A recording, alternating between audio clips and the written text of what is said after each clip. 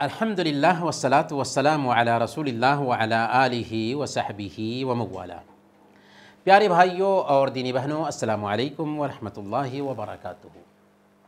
آج کے اس کلاس میں آپ سب کا سواگت ہے اور ہم آج فقہ پڑھنے والے ہیں۔ فقہ میں نماز کی جو پراتھمک باتیں ہو سکتی ہیں انہیں جانیں گے۔ سب سے پہلے نماز کی تعریف۔ نماز کو عربی زبان میں صلاۃ کہتے ہیں، جس کا معنی ہوتا ہے دعا، اور نماز کا سارا عمل ایک طرح سے دعا ہے، اس لیے اس کو صلاۃ کہا جاتا ہے۔ گویا کہ نماز کو صلاۃ کیوں کہا جاتا ہے؟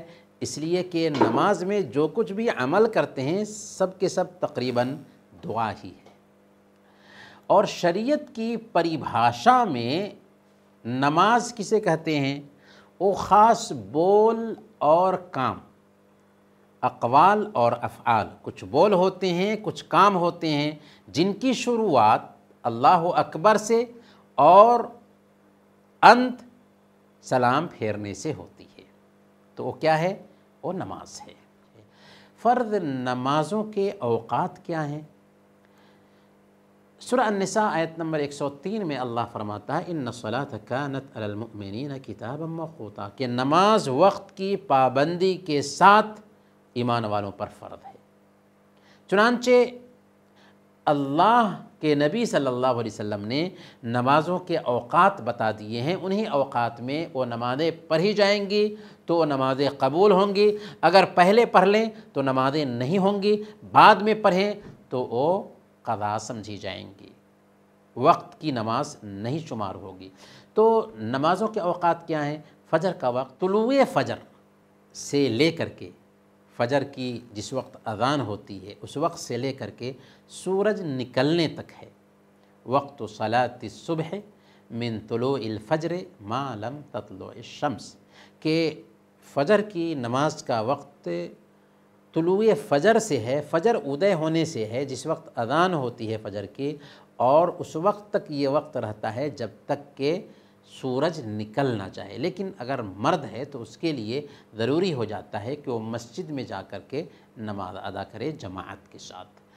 ظہر کی نماز کا وقت سورج ڈھلنے سے شروع ہوتا ہے اور زوال کے سایہ کے علاوہ ہر چیز کا سایہ اس کے برابر ہونے تک رہتا ہے، اور عصر کی نماز کا وقت ہر چیز کا سایہ اس کے برابر ہونے سے لے کر سورج ڈوبنے تک رہتا ہے، اور مغرب کا وقت سورج ڈوبنے سے شروع ہوتا ہے اور شفق یعنی جو لالی آسمان میں دکھتی ہے اس لالی کے ڈوبنے تک رہتا ہے۔ لالی ڈوب گئی تو عشاء کی نماز کا وقت شروع ہو گیا۔ گویا کہ عشاء کی نماز کا وقت شفق کے ڈوبنے، لالی کے ڈوبنے سے شروع ہوتا ہے اور آدھی رات تک رہتا ہے۔ تو یہ ہیں نمازوں کے اوقات۔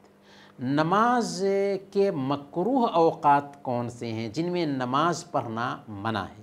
تو سب سے پہلے یہ بات نوٹ کیجیے کہ اگر نماز فرض ہے تو جس وقت یاد آئے اسی وقت اس نماز کو پڑھنا ضروری ہو جائے گا۔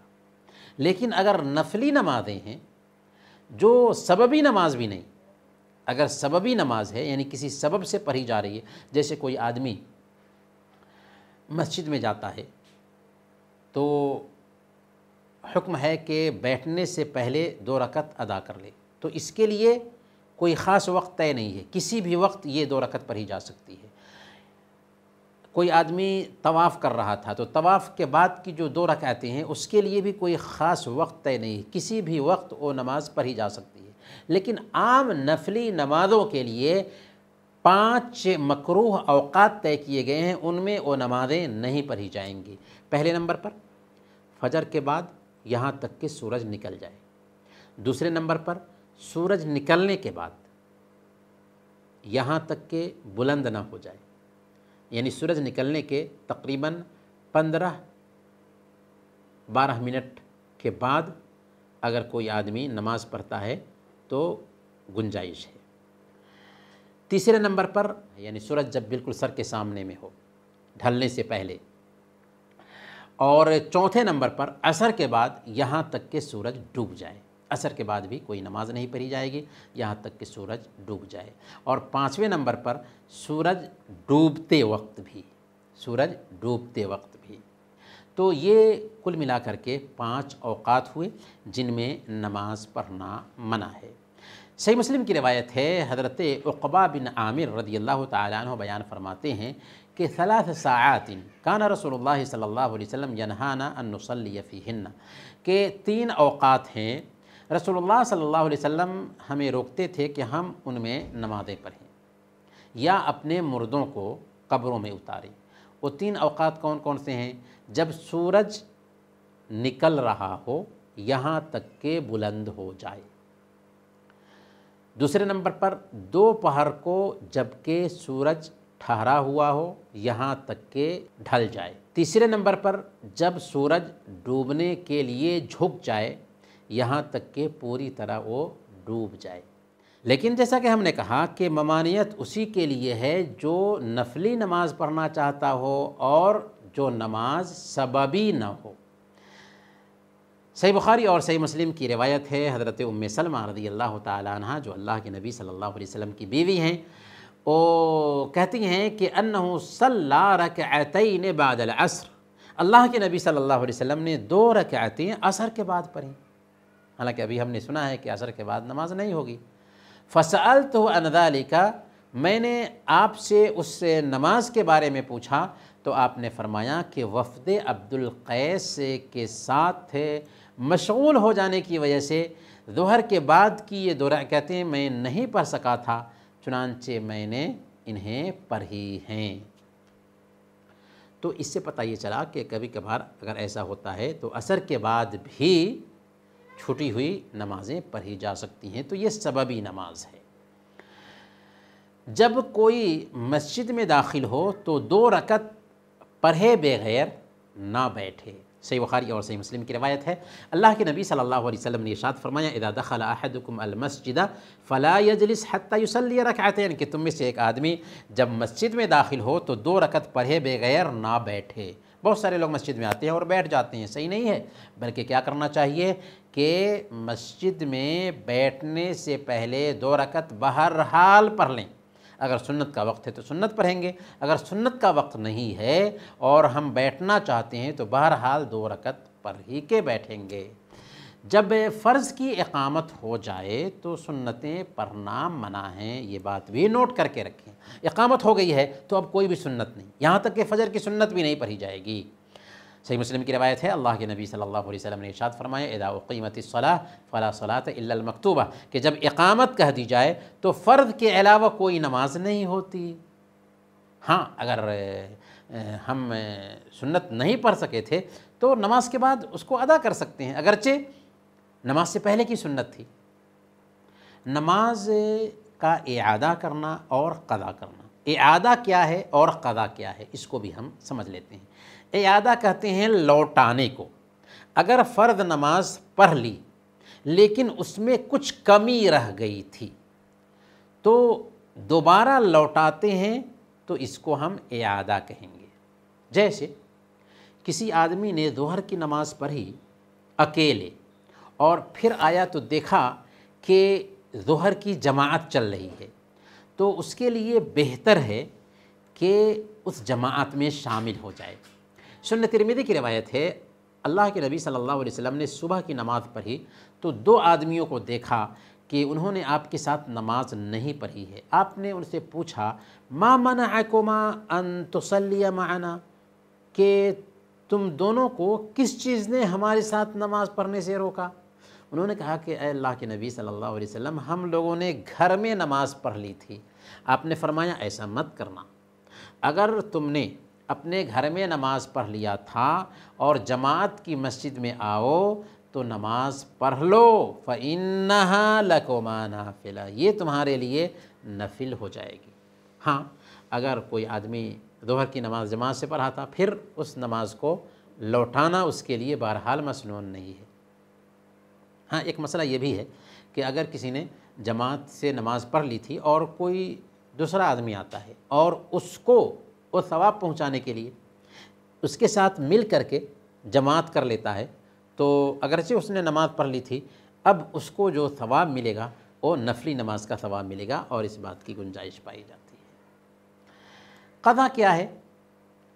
نماز کا وقت نکلنے کے بعد اسے پڑھیں تو یہ قضا ہے، یا ایسے وقت میں پڑھیں جبکہ ایک رکعت پڑھنے کا بھی وقت نہیں تھا، جیسے سورج ڈوبنے سے پہلے اگر ایک رکعت بھی کسی کو مل جاتی ہے تو عصر کی وہ نماز وقت پر سمجھی جائے گی۔ سورج نکلنے سے پہلے ایک رکعت بھی اس کو مل جاتی ہے تو وہ نماز وقت پر سمجھی جائے گی، لیکن اگر ایک رکعت بھی نہیں ملی تو وہ نماز قضا سمجھی جائے گی۔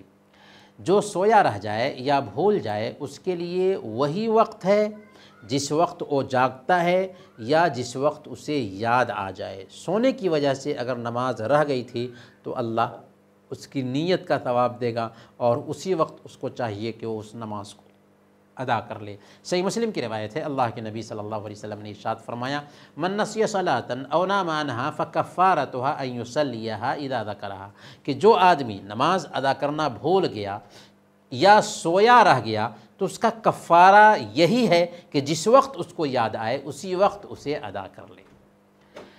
نماز کن کن لوگوں پر فرض ہے، اسی پر ہم اس درس کو ختم کریں گے۔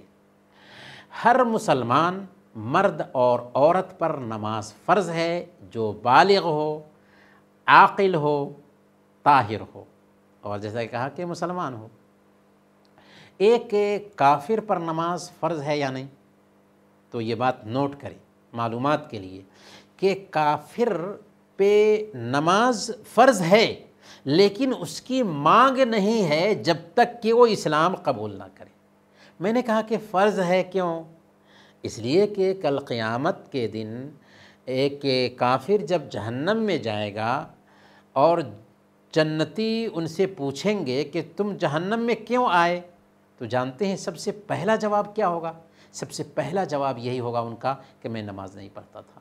چنانچہ اللہ تعالیٰ نے سورہ المدثر آیت نمبر 42 سے 43 تک بیان فرمایا، ما سلککم فی سقر قالوا لم نک من المصلین۔ جنتی پوچھیں گے کہ تم جہنم میں کیوں گئے، تو پہلا جواب جو دیں گے وہ یہی ہوگا کہ ہم نماز نہیں پڑھتے تھے، نمازی نہیں تھے۔ لیکن ان کی نماز اس وقت تک صحیح نہیں ہوگی جب تک کہ وہ اسلام قبول نہ کر لے۔ دوسرے نمبر پر مجنون پر بھی نماز فرض نہیں ہے جب تک کہ اس کو عقل نہ آ جائے۔ گویا کہ ایک انسان جنون کی حالت میں ہے تو اس سے نماز کا مطالبہ نہیں ہے۔ کچھ لوگ بہت ہی کھوسٹ بوڑھے ہو جاتے ہیں اور اس عمر میں ان کا ہوش جاتا رہتا ہے، تو ایسی عمر میں بھی ان سے نماز کی مانگ نہیں ہے اور روزے کی بھی ان سے مانگ نہیں ہے، کیونکہ ان کی عقل جا چکی ہے اور بڑھاپے کی وجہ سے ہوش کھو چکے ہیں، تو اس لیے وہ بھی مکلف نہیں ٹھہریں گے۔ بچوں پر بھی نماز فرض نہیں ہے کیونکہ بچہ بھی مکلف نہیں ہے۔ سنن ابی داؤد کی روایت ہے، اللہ کے نبی صلی اللہ علیہ وسلم نے ارشاد فرمایا، رفع القلم عن ثلاثۃ، 3 لوگوں سے قلم اٹھا لیا گیا ہے۔ پہلے نمبر پر عن النائم حتی یستیقظ، سونے والے سے یہاں تک کہ وہ بیدار ہو جائے، یہاں تک کہ وہ جگ جائے۔ دوسرے نمبر پر وعن الصبی حتی یحتلم، بچے سے یہاں تک کہ وہ بالغ ہو جائے۔ وعن المجنون حتی یعقل، اور پاگل سے یہاں تک کہ عقل آ جائے۔ گویا کہ سونے والے سے نماز کی مانگ نہیں جب تک کہ آنکھ نہ کھل جائے، بچے سے نماز کی مانگ نہیں یہاں تک کہ بالغ نہ ہو جائے، اور مجنون سے نماز کی مانگ نہیں یہاں تک کہ عقل نہ آ جائے۔ ہاں، اگر بچے 7 سال کے ہو گئے ہوں تو ان کو نماز کا حکم دینا چاہیے، اور اگر 10 سال کے ہو جاتے ہیں اور نماز نہیں پڑھتے ہیں تو ان کی پٹائی کرنی چاہیے۔ یہ حکم کس کے لیے ہے؟ یہ حکم ماں باپ کے لیے ہے۔ اللہ کے نبی صلی اللہ علیہ وسلم نے سنن ابی داؤد کی روایت کے مطابق بیان فرمایا، مروا اولادکم بالصلاۃ وهم ابناء 7 سنین واضربوهم علیہا وهم ابناء 10 وفرقوا بینہم فی المضاجع، جب تمہارے بچے 7 سال کے ہو جائیں تو ان کو نماز کا حکم دو، اور 10 سال کے ہو جائیں اور نماز میں کوتاہی کریں تو ان کی پٹائی کرو اور ان کے بستر بھی الگ الگ کر دو۔ تو اس سے پتہ یہ چلا کہ بچوں کو نماز کا پابند بنانے کے لیے 7 سال سے ہی نماز کا حکم دینا چاہیے، بلکہ اگر گھر میں مائیں نماز پڑھیں گی تو بچے خود بخود ماں کو دیکھ کر کے نماز کی نقل کریں گے، اور یہی دراصل بچے کی عادت بن جائے گی بعد میں۔ ایک غیر مسلم اگر اسلام قبول کرتا ہے تو اس سے پچھلی نمازوں کی مانگ نہیں ہے۔ اللہ فرماتا ہے قُلْ لِلَّذِينَ كَفَرُوا إِن يَنْتَهُوا يُغْفَرْ لَهُمْ مَا قَدْ سَلَفَ، کہ آپ فرما دیجئے جن لوگوں نے کفر کیا اگر وہ کفر سے بعد آ جائیں، اسلام قبول کر لیں، تو جو پچھلے گناہ ہیں وہ سب کے سب معاف کر دیے جائیں گے۔ اور صحیح مسلم کی روایت ہے، اللہ کے نبی صلی اللہ علیہ وسلم ارشاد فرماتے ہیں ان الاسلام یہدم ما کان قبلہ، کہ اسلام پچھلے سارے گناہوں کو ختم کر دیتا ہے۔ حیض اور نفاس والی عورتوں نے حیض اور نفاس کی حالت میں جو نمازیں چھوڑی تھیں ان کی بھی قضا نہیں ہے، کیونکہ ان کی قضا میں مشقت پائی جاتی ہے، پریشانی پائی جاتی ہے، اور اسلام انسان کے نیچر سے، انسان کے سوبھاؤ سے لگتا ہوا دین ہے، اس لیے اسلام نے حیض اور نفاس والی عورتوں کو بھی اس حالت میں نماز سے چھوڑ دیا ہے، اور بعد میں ان کی قضا بھی نہیں ہے۔ ہاں روزوں کی قضا ہے، کیونکہ روزوں کی ادائیگی آسان ہے۔ یہ کچھ باتیں تھیں نماز کے حوالے سے جو آج کے درس میں پیش کی گئی ہیں۔ اللہ تعالیٰ سے ہم دعا کرتے ہیں کہ اللہ تعالیٰ ہم سب کو دین سیکھنے اور دین پر عمل کرنے کی توفیق عطا فرمائے، آمین۔ وصلی اللہ علی نبینا محمد وعلی آلہ وصحبہ اجمعین۔